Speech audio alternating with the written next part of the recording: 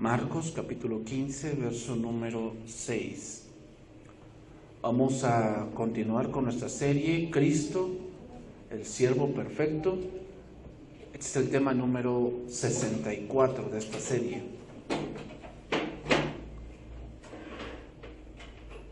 Continuamos con nuestro tema, el siervo juzgado, parte 3 y última parte.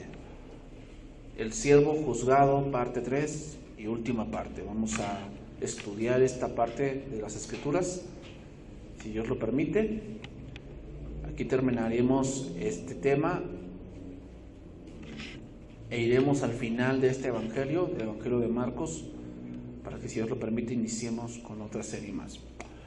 Okay. Marcos capítulo 15, verso número 6, dice ahí: ahora bien, en el día de la fiesta les soltaba un preso, cualquiera que pidiesen, y había uno que se llamaba Barrabás, preso con sus compañeros de motín, que habían cometido homicidio en una revuelta. Y viniendo la multitud, comenzó a pedir que hiciese como siempre les había hecho. Y Pilato les respondió diciendo: ¿qué queréis que os suelte al rey de los judíos?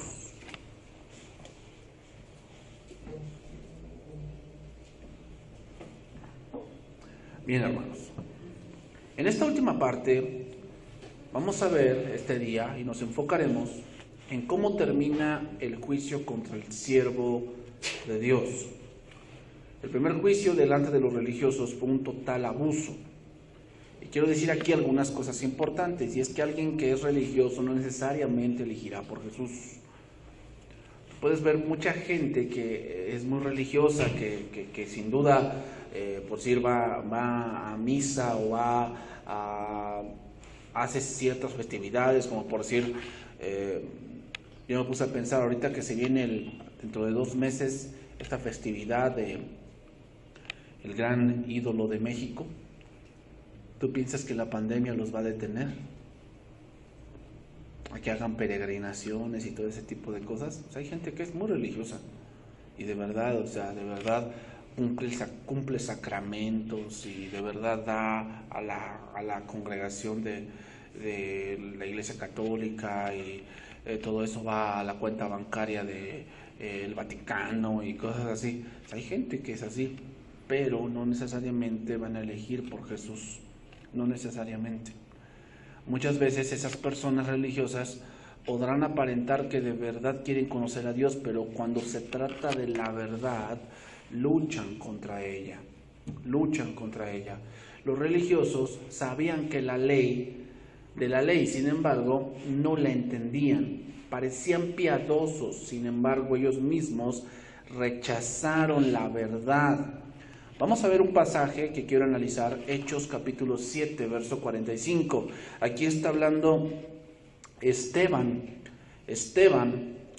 y quiero puntualizar algunos puntos de su cátedra, que fue la única que dio, y la última, porque de ahí lo apedrearon. Y vamos a ver algunos puntos.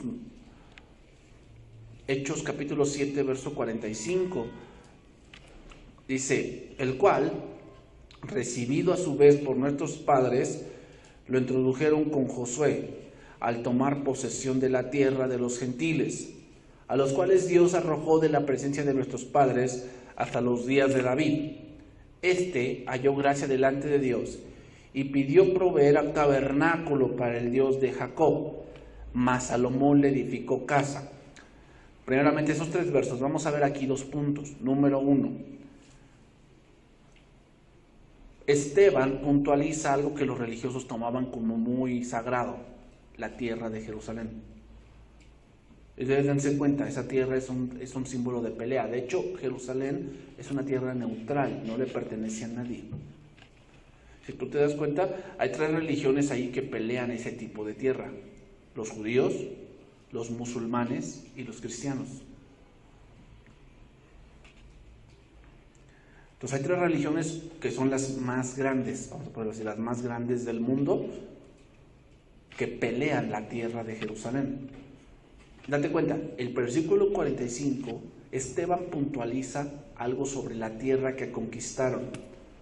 Entonces, un religioso siempre toma como sagrado algún lugar.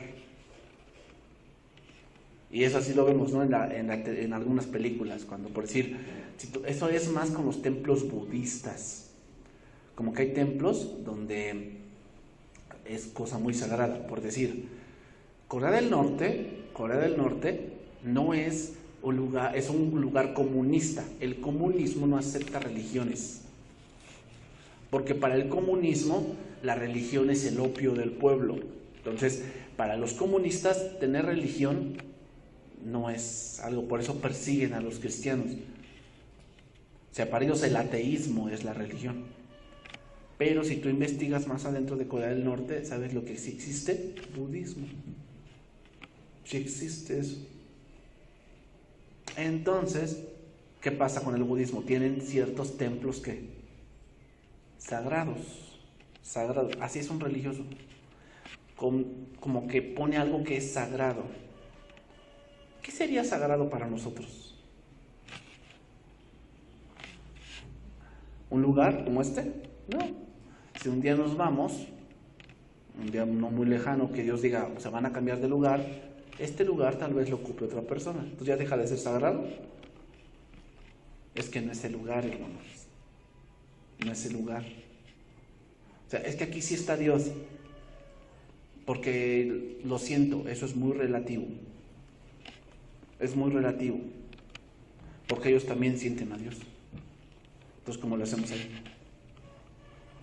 Que no se trata de sentir, se trata de entender. Por decir, ¿tú piensas que Daniel sentía a Dios en el foso de los leones?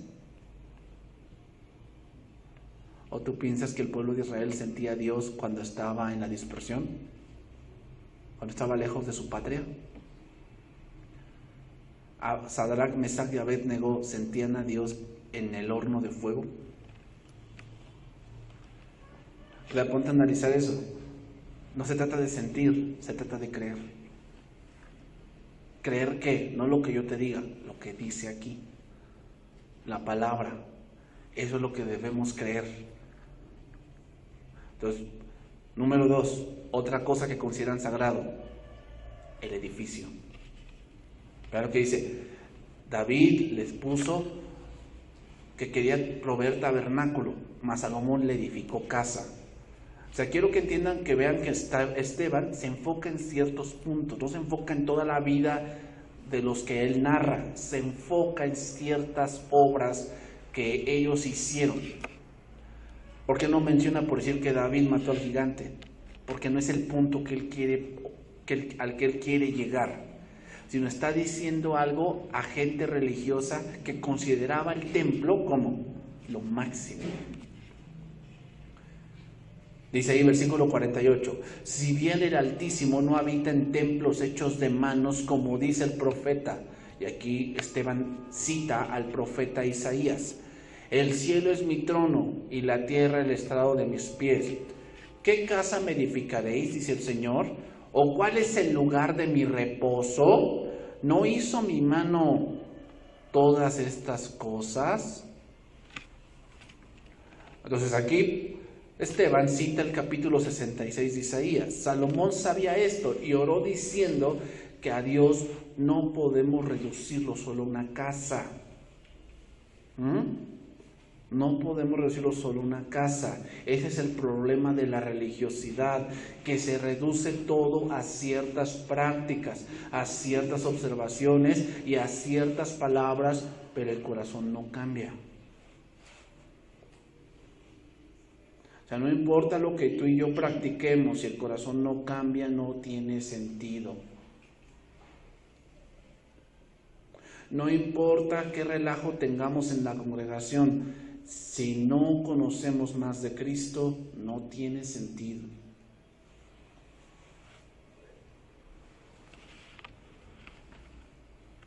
Y esa es la conclusión que llega Esteban, dando a entender que los antecesores vieron algo más, algo que estaba más allá de lo que está presente en ese momento. ¿Por qué motivo? Porque ahora lo veremos, versículo 51. Duros de cerviz, e incircuncisos de corazón y de oídos. Vosotros resistís siempre al Espíritu Santo como vuestros padres, así también vosotros. Voy a leer este pasaje en 2 versiones más, versión Palabra de Dios para Todos. Esteban continuó diciendo, ustedes son muy tercos, son como los paganos en su forma de pensar y de entender. Siempre se rebelan contra el Espíritu Santo, igual que sus antepasados.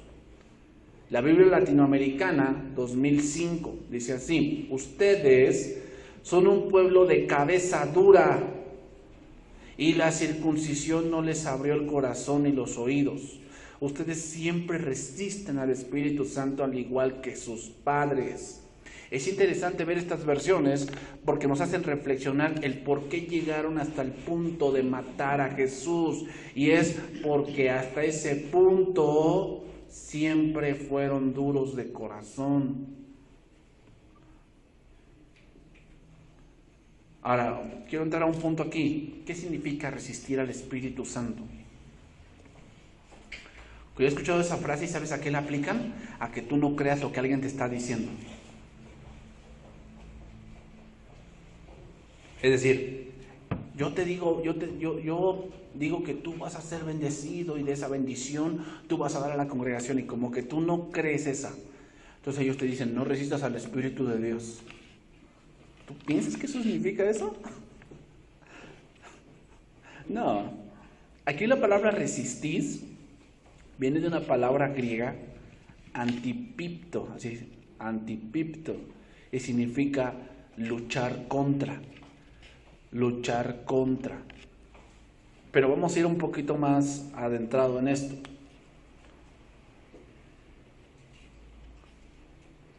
Entonces, resistir al Espíritu Santo y ser duro de corazón van de la mano. Alguien que es duro de corazón va a resistir al Espíritu de Dios, pero ¿cómo es eso? ¿Cómo es eso? Lo voy a explicar ahorita. La palabra, hay una palabra, esta palabra antipipto es una palabra compuesta. Obviamente anti significa contra, como anticristo, como antibíblico, ¿no? Eso lo entendemos ahí, pero me quiero enfocar en la siguiente, que es pipto. Pipto significa como alguien que se postra, alguien que se derrumba. Entonces vamos a ver algunas aplicaciones de este verso para poderlo entender. Entonces la idea de la palabra griega es estar en contra, pero de tal manera que pisoteamos lo que se nos dijo, es decir, citaré 2 versos para entender aquí. Por decir, en Mateo capítulo 15, verso 12, ahí anótalo, Mateo capítulo 15, verso 12, dice, entonces acercándose sus discípulos le dijeron, ¿sabes que los fariseos se ofendieron cuando oyeron esta palabra? Pero respondió Jesús y dijo, toda planta que no plantó mi Padre Celestial será desarraigada. Dice, dejadlos, son ciegos, guías de ciegos, y si el ciego guiara al otro ciego, ambos caerán, esa palabra caerán es pipto, caerán en el hoyo. El contexto de este pasaje es el que ellos prohibían cosas que según ellos contaminaban al hombre. Ese es el contexto de ese pasaje. Pero la palabra de Dios, que querían cambiar sus corazones, la resistían. Entonces, resistir al Espíritu de Dios es que yo hago a un lado lo espiritual y pongo que me guíe lo terrenal. Eso es resistir al Espíritu de Dios. Que la palabra de Dios te dice algo de cómo debes llevar cierta cosa y tú dices, no, yo lo voy a hacer así, yo lo voy a hacer así. Eso es resistir al Espíritu de Dios y ese es ser un cabeza dura. Por eso dice, duro de cerviz, ustedes siempre resisten. ¿Por qué? Van de la mano. A quien siempre se les decía duros de cerviz era al pueblo de Israel en el desierto. ¿Por qué eran duros de cerviz? Porque dejaban a un lado lo espiritual, no veían todo lo que Dios hacía y se guiaban simplemente por los sentidos. Y una de las cosas que viene cuando resistimos al Espíritu de Dios es la queja. Ay, para eso nos sacó de Egipto. Me acuerdo de los ajos, los puerros, las cebollas. Eso es resistir al Espíritu de Dios. Porque te dejas llevar por lo terrenal. Y si te dejas llevar por lo terrenal, es como un ciego guiando a otro ciego. ¿Y qué va a pasar al final? Caerán ambos en el hoyo. O sea, vas a caer en el error, vas a caer en la desgracia, vas a caer en la maldición. Porque recuerden lo que vemos en el panorama. Deuteronomio nos dice que la condición para ser bendecido es la obediencia. Si tú te dejas guiar por la carne, ambos caerán en el hoyo. ¿En cuál hoyo es ese? La maldición. El que no heredas la promesa. Otro verso más. Mira, este verso es interesante. Mateo 4:8. Otra vez le llevó el diablo a un monte muy alto y le mostró todos los reinos del mundo y la gloria de ellos. Y le dijo: todo esto te daré si postrado, la palabra postrado es pipto, si postrado me adorares. Entonces Jesús le dijo: vete, Satanás, porque escrito está: al Señor tu Dios adorarás y a Él solo servirás. El diablo entonces le dejó, y aquí vinieron ángeles y les servían. Vamos, resistir al Espíritu Santo tiene que ver con no dar gracias, con no reconocer que lo que viene o que lo que tienes viene de Dios. Ahí estás resistiendo al Espíritu de Dios. Resistir al Espíritu de Dios es adorar a la criatura antes que al Creador. Es resistir al Espíritu de Dios. ¿Y qué hicieron los israelitas en el desierto? Cuando vieron que Moisés no descendía, ¿qué hicieron? Se hicieron un becerro. Eso es resistir al Espíritu de Dios. Entonces, en nuestro caso resistir al Espíritu de Dios sería que sí, yo sé algunas cosas de la Biblia, pero yo tengo un ídolo llamado ego. Yo tengo un ídolo llamado dinero. Yo tengo un ídolo llamado lo que yo creo. Tú resistes al Espíritu de Dios. ¿Sabes por qué? Porque el Espíritu de Dios te va a decir algo que en tu pensamiento no crees que sea de esa manera. Eso es ser duro de servir y resistir al Espíritu de Dios. Entonces no tiene nada que ver con que, yo te estoy dando bendición y tú dices, no, es que yo no creo a eso. No resistas al Espíritu de Dios. No se refiere a eso. Se refiere a algo que ya está en la Escritura, que sabes que es verdad, que está allí, pero tú dices no. Eso es resistir al Espíritu de Dios.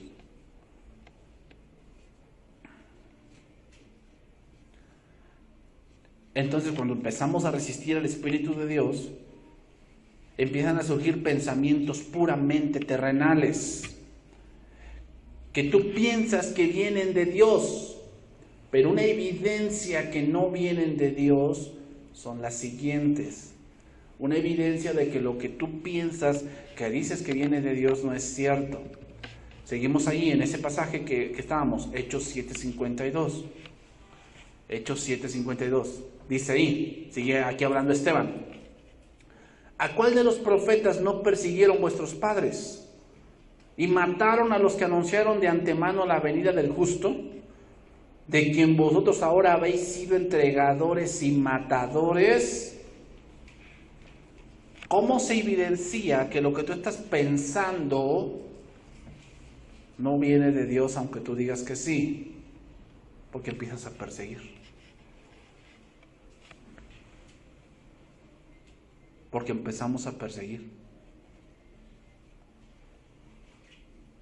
Es decir, cuando estamos resistiendo a Dios, lo que vamos a hacer es formularnos algo en la mente que pensamos que es lo correcto, que me guía a Dios, pero lo único que estamos haciendo ver es que no es así porque perseguimos a lo que nos enseñan la verdad.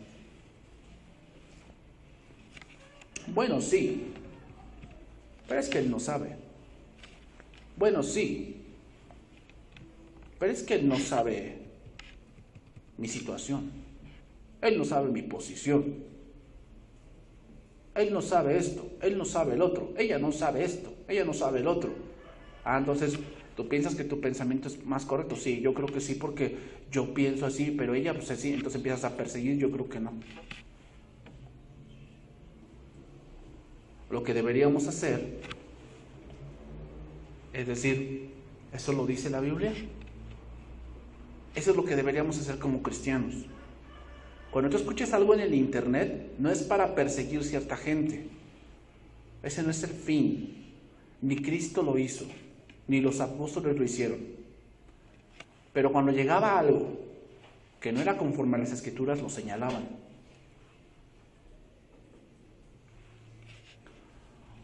Por decir, hoy en día, con esta pandemia, obviamente hay más contenido en internet, porque al estar encerrados, pues el TikTok se disparó. Ya sabes que Zoom, que era una empresa que ni aparecía en la órbita informática, pues apareció, se volvió una de las empresas más ricas, casi igualando a Netflix. ¿Por qué? Por la pandemia. Pero debido a esto de la pandemia, también han aparecido mucha gente en internet haciendo cápsulas bíblicas de 10 minutos, tratando de explicar un tema en 10 minutos. ¿Cómo es posible eso? Temas como, si sueñas feo, aquí te digo la solución. ¿De dónde dice eso la Biblia? ¿Es bíblico para empezar? ¿Habla de Dios de eso que... O sea, Jesucristo habló de eso? ¿Por qué nos enfrascamos en ese tipo de temas? ¿Por qué? No estoy diciendo, no, es que yo pienso así. No, yo estoy diciendo, ¿lo dice la Biblia? Este video, aquí te vamos a resolver la duda si Adán tuvo ombligo. ¿Eso qué tiene que ver? ¿Aborda eso la Biblia? ¿Hay un capítulo dedicado al ombligo de Adán? ¿Por qué le damos entonces de nuestro tiempo a ese tipo de cosas? Esas, hermanos, esas cosas, tu tiempo lo estás desperdiciando ahí con cosas que...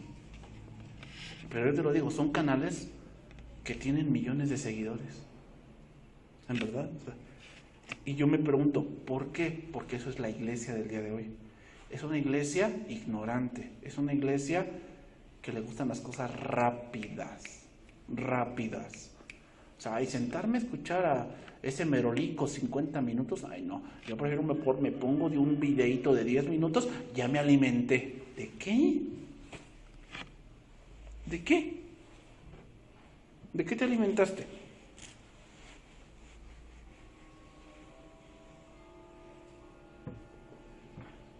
Aquí te voy a decir en este video la fórmula para sacar los demonios de tu casa. ¿Dónde dice eso la Biblia? Esa es la pregunta. ¿Dónde dice eso la Biblia? Si lo dice la Biblia, pues vamos a estudiarlo, ¿no? Vamos a creerlo. Si a lo mejor yo no sé del tema, pues me voy a adentrar en ese tema. Pero ni Elías ni Moisés se dedicaron a eso, ni Jesús mismo. ¿Tú veías a Jesús yendo a casas a sacar demonios? Se de que, no, pues Jesucito, aquí como que soy en voces, ven a sacarlas. En este video te voy a decir la oración de cada mañana para que siempre te vaya bien. Perdón, eso suena como horóscopo.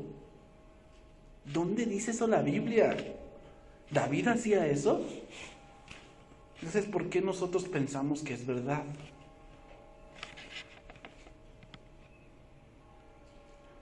Porque te das cuenta, esas gentes se idean algo en la mente. Se idean algo en la mente y dicen, yo creo que es así. Cuando los atacas o cuando le dices por comentarios, oye, ¿sabes qué?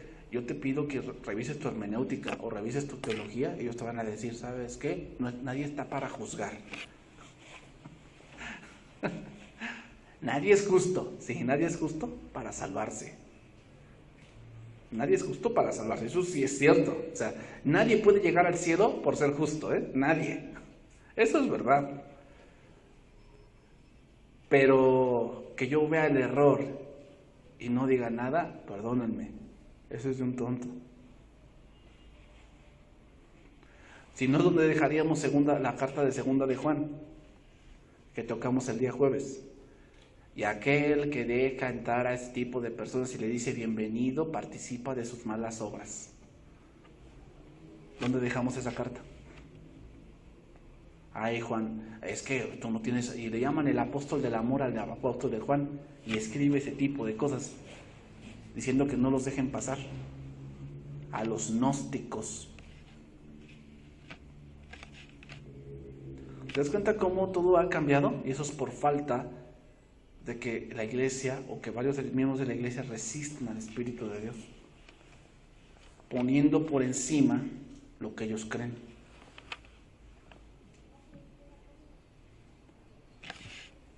Entonces vea lo que dice la reacción, vea. Dice, versículo 54, oyendo estas cosas, se enfurecían en sus corazones y crujían los dientes contra él. ¿Quién hizo eso, hermanos? En la historia.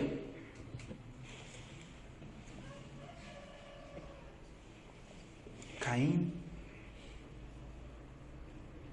¿No dice que se enmudeció su rostro?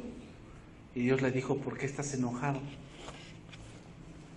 ¿Por qué estás enojado? Eso les pasó con Cristo. Estaban en el templo y entre más lo escuchaban predicar, más se enfurecían contra él.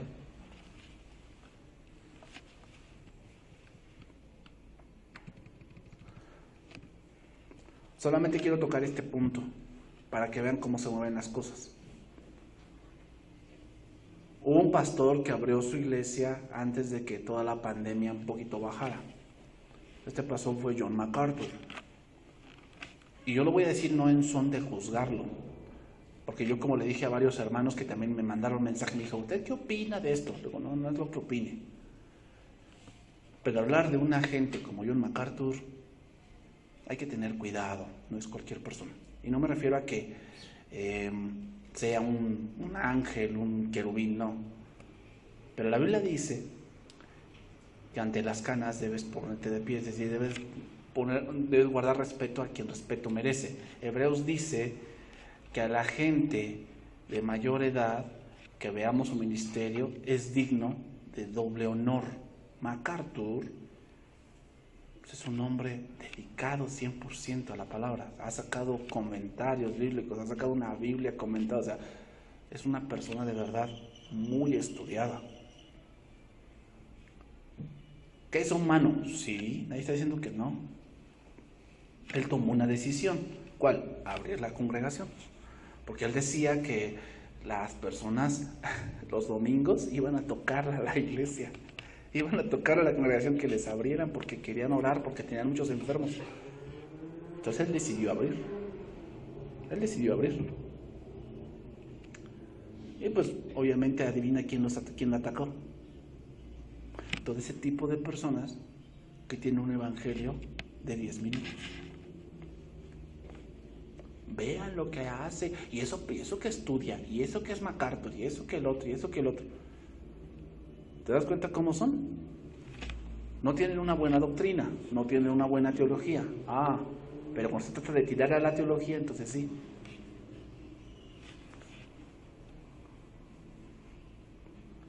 Crujen los dientes, están enfurecidos.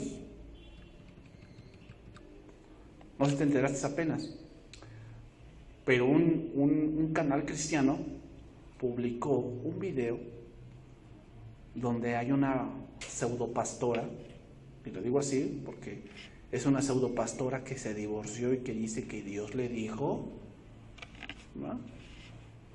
Pero tiene gente que la sigue, y se divorció. Pues no sé qué clase de Dios sea ese. Pero bueno, hicieron como un tipo video de debate, ¿no? Entre ella y MacArthur. Adivina qué hicieron los seguidores de esta mujer. denunciaron al usuario para que quitaran ese video de internet porque agredía a la pseudopastora. Hasta ese punto ya hemos llegado. No me toquen a mi ídolo, no me toquen a mi Dios porque me enojo. ¿Te das cuenta cómo siguen siendo la misma reacción? Duros de cerviz, resistiendo siempre al Espíritu de Dios. Y entonces cuando escuchan eso, se enojan. Y hoy como está en internet, pues bajo un seudónimo, pues te escribo lo que tú quieras, ¿no? Eres un hereje, ¿quién eres para juzgar? ¿Dónde está el amor? Y eso que predicas.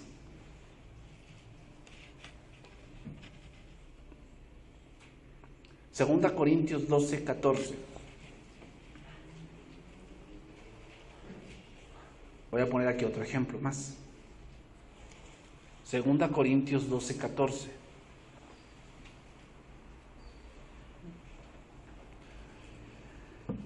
Sí, hermanos, lamentablemente, esa es la iglesia que estamos viviendo. No vamos lejos. El otro pseudoapóstol también se divorció. Y después sale con la congregación diciéndoles que Dios los va a bendecir porque tomó esa decisión. ¿Que no ha leído la Biblia? Y todos, amén, amén, y se paran, ¿no? Y aplaudiendo. Y él dice, Dios me dijo que Él siempre ha estado conmigo. Pues yo lo voy a decir sinceramente, yo no te creo.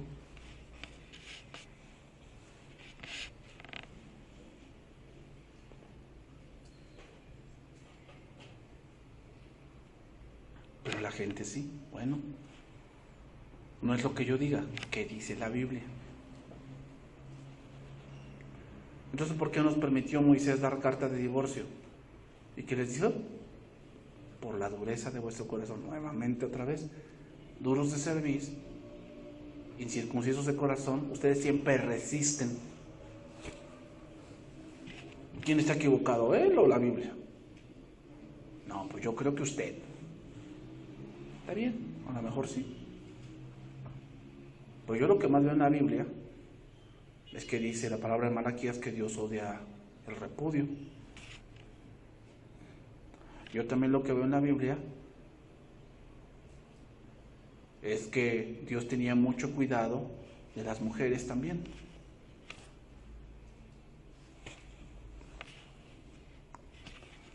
Pero eso es lo que se predica el día de hoy. ¿Cómo ves?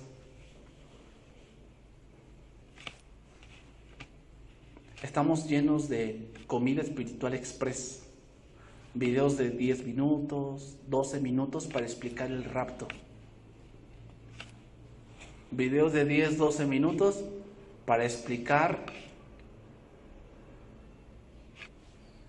la epístola a los romanos. ¿Dónde se ve eso?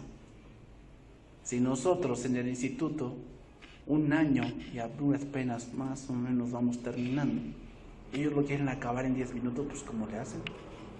Es que es el Espíritu de Dios, no me digas eso.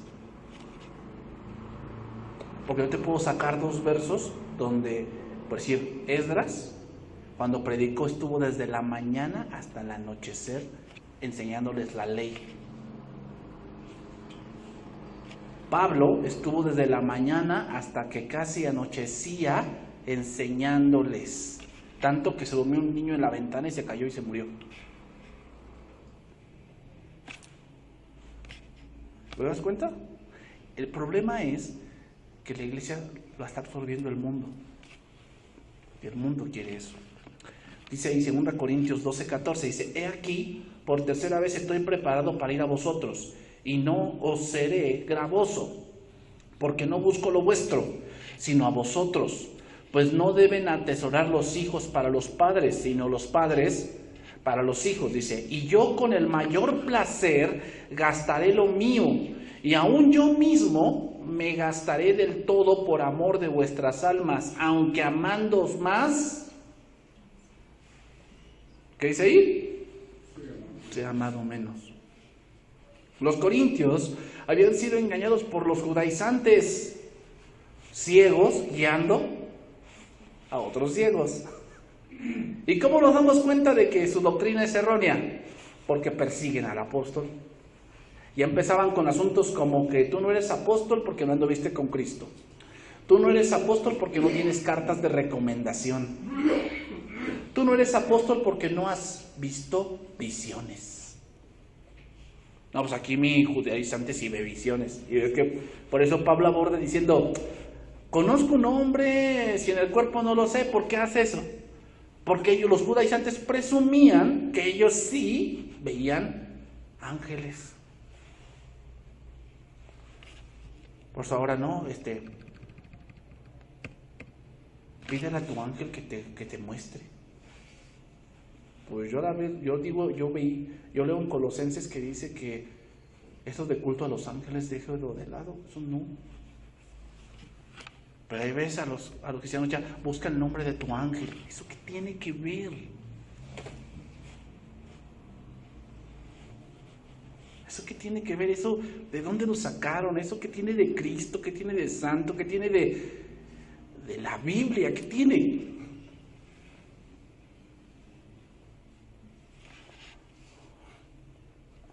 Pablo les dice que les ama por cuanto las veces que había ido a visitarlos jamás les pidió manutención. Jamás. Y no porque no tuviese el derecho, sino para no poner tropiezo al evangelio. Pero ellos lo vieron como una ofensa. Primero decían los judaizantes, ¿ya ven? Pablo les pide dinero. ¿Ya? 1 Corintios capítulo 16. Cuando les dice que tenía que dar una ofrenda para los santos, ya ven, Pablo les pide dinero porque es un ladrón. No es un vividor, no hombre, no. Cuidado con Pablo, Entonces Pablo les dice, no, cuando yo iba con ustedes no les pedía nada. Entonces los judaizantes decían, ya ven, Pablo no les pide nada porque se cree superior, es bien arrogante, soberbio. Por eso les dice, aunque yo amándolos más, sea amado menos. O sea, todo lo que yo haga por ustedes, para ustedes siempre será mal.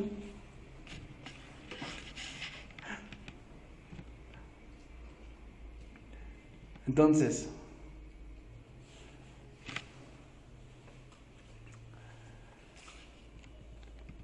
resistir al Espíritu de Dios, hermanos. Por eso llegamos a una conclusión, y es que es también amar más lo terrenal y amar menos a Cristo. Es resistir el Espíritu de Dios.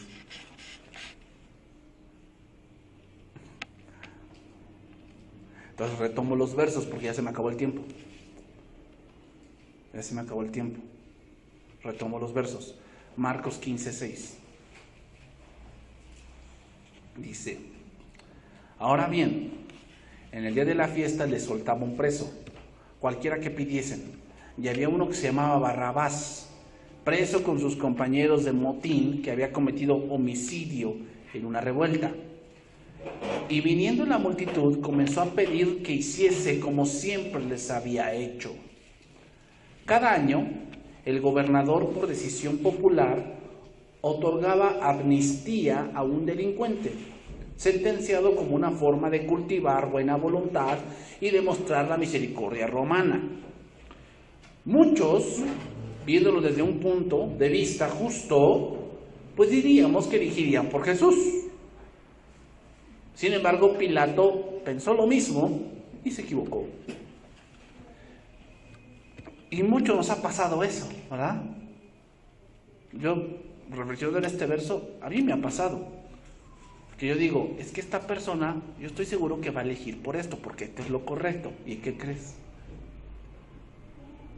Que no. Seguimos cayendo en ese mismo punto.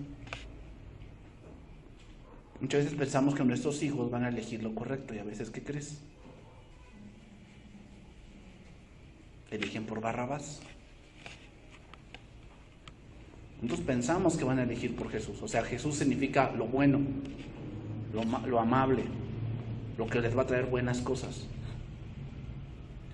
Te diré algo, pero estamos un 90-10 a que lo elige, y el 90 es a que elige lo malo. Nosotros creyendo en nosotros que van a elegir lo bueno. Eso también pensó Pilatos. Pilatos pensó, dijo, bueno, a ver, si les libero a Jesús así nada más por así, estos hombres se van a echar encima. Yo no quiero eso. Entonces lo que voy a hacer, algo tengo que idear. Bueno, ya sé lo que voy a hacer. Siempre les suelto un preso. Entonces Jesús es nada en comparación con Barrabás, o sea, nada que ver. Entonces les voy a decir que les voy a liberar a alguien. Obviamente van a elegir por Jesús, porque Él es el más indicado. ¿Y qué crees? Se equivocó.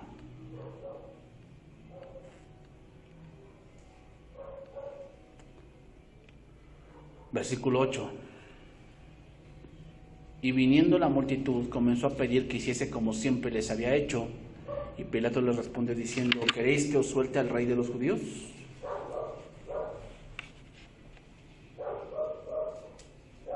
¿Sabes qué significa el nombre Barrabás? Significa hijo del Padre.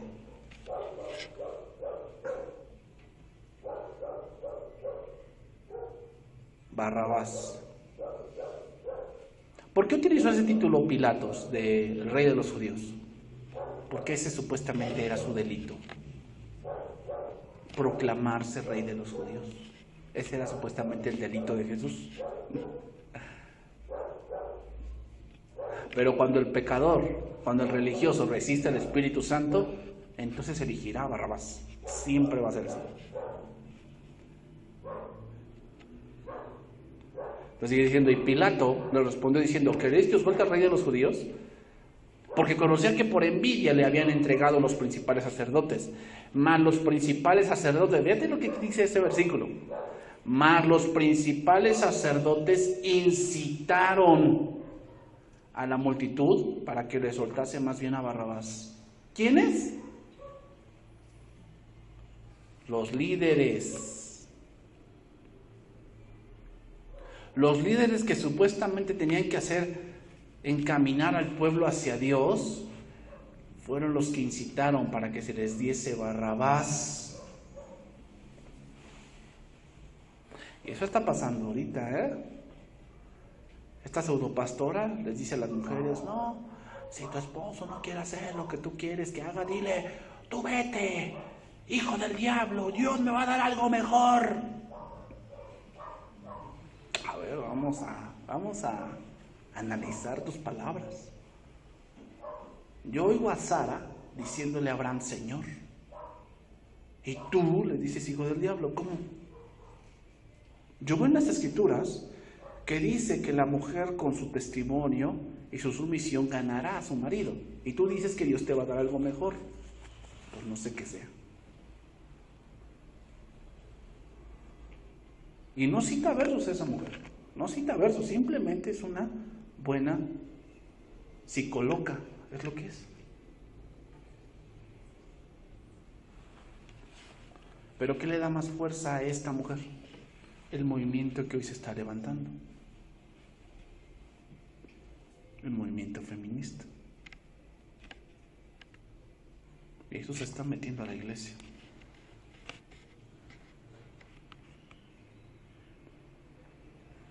¿Quién está incitando a que elijan por Barrabás?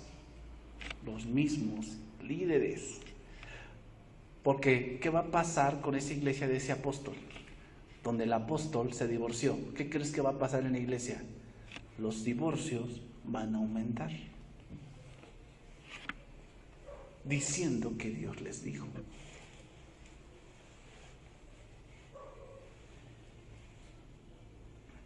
¿Quién nos está incitando a elegir por Barrabás? Los líderes. Hermanos, eso está pasando.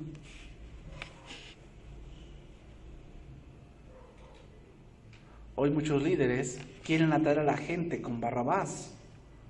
Barrabás representa todo eso malo, que mata lo espiritual pero alegra la carne. Eso representa Barrabás. Barrabás representa todo eso malo, que mata lo espiritual, pero pero alegra la carne. Barrabás representa todo eso que se ve bien a la vista, pero desagrada a Dios. Barrabás representa todo eso que tiene que ver con la voluntad de Dios y se pone mi voluntad.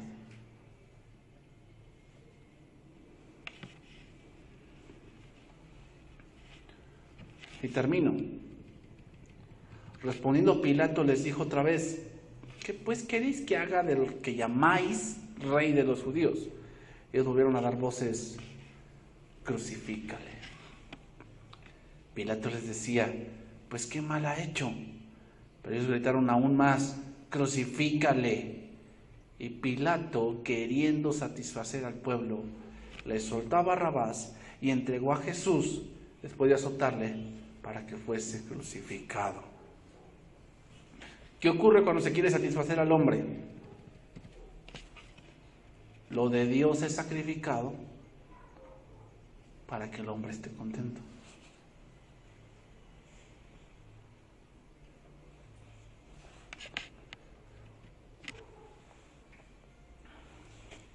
¿Sabes? Una cosa que muchas veces incomoda es tener las cosas de Dios dentro del hogar.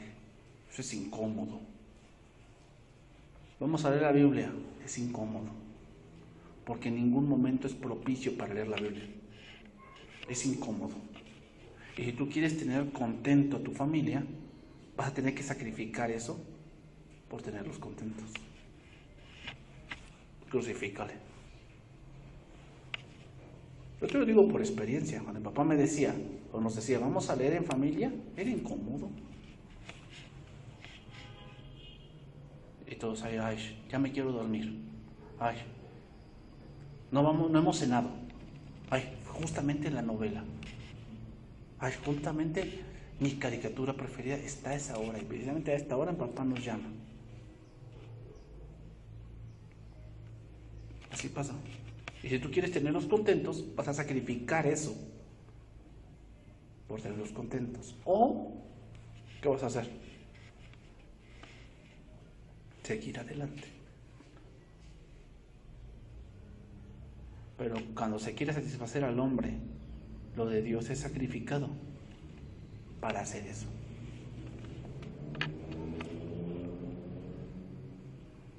Porque, hermanos, en las cosas espirituales, el hombre jamás dirá Jesús, dirá Barrabás, siempre.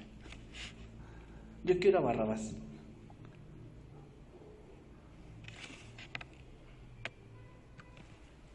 Y termino con esto. Pilato les dice: pues qué mal ha hecho. Parece que Pilato quiere librar, pero sin embargo no tiene ningún argumento. Es como la pregunta, podrías deducirse esta pregunta que quiere decir: ¿qué tiene de malo? ¿Qué tiene de malo?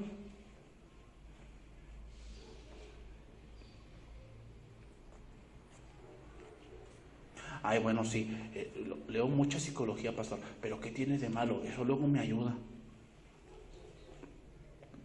¿Sabes qué tiene de malo? Que te llenas del hombre. Y cuando te venga una situación muy fuerte, ¿sabes qué va a pasar? No vas a tener las herramientas espirituales para poder vencer. ¿Dónde se demuestra de qué estás hecho? En las situaciones adversas. Cuando tú, en una situación adversa de tu salud, lo que sea, tú reniegas de Dios, tú lo que me estás diciendo es que aparentas ser fuerte, pero en realidad no conoces a Dios.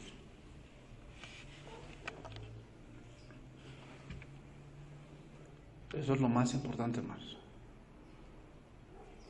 De lo que estés lleno, eso va a gobernar. Yo no estoy diciendo que no lean otra literatura, está bien. Hay que ser conocedores de muchas cosas. Pero, ¿qué es lo que más debe sobreabundar? La palabra. Porque la palabra va a hacer que tu discernimiento sea más certero. La palabra va a hacer que ese león que hay en ti, que se llama mi yo, sea dominado. Mucha gente ora, Señor, dame dominio propio. Eso no viene de la noche a la mañana, eso se cultiva. ¿Cómo? Con la palabra. Nadie nació con eso. Nadie nace sabiendo amar, ni siendo bondadoso, ni siendo gozoso, ni con paz. Eso no viene así, eso se cultiva. Y los que saben de agricultura saben cómo es eso. Eso lleva tiempo. Tiempo. ¿De qué? Perseverar, perseverar, perseverar. Porque es un fruto. ¿Verdad?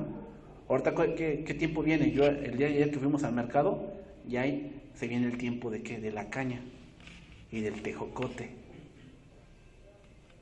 O sea, esperas el tiempo en el que dé, es lo mismo.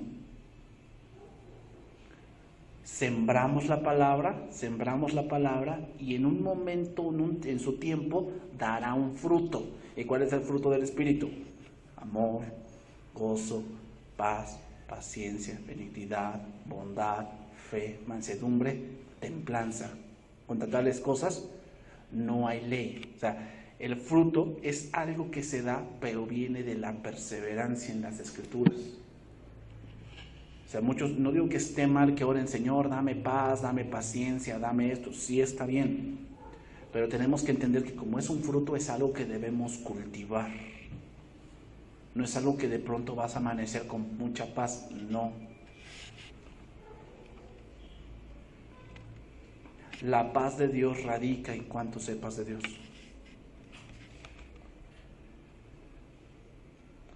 El amor de Dios radica en cuanto sepas de Dios. En eso radica. Si tu conocimiento de Dios es muy bajo, por eso el fruto que tienes de Dios es muy bajo. Entonces, cuando te pregunten, ¿qué tiene de malo? La pregunta sería, no, lo dice la Biblia. Lo dice la Biblia. Con eso te voy a dejar. ¿Sabes que de los 5 hay 5 ministerios, ¿verdad?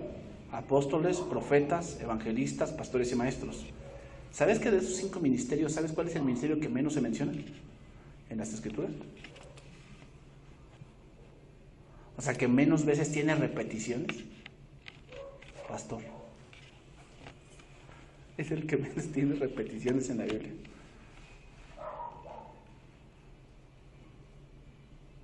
Es interesante, es el que menos tiene repeticiones y es el que más todos quieren ser.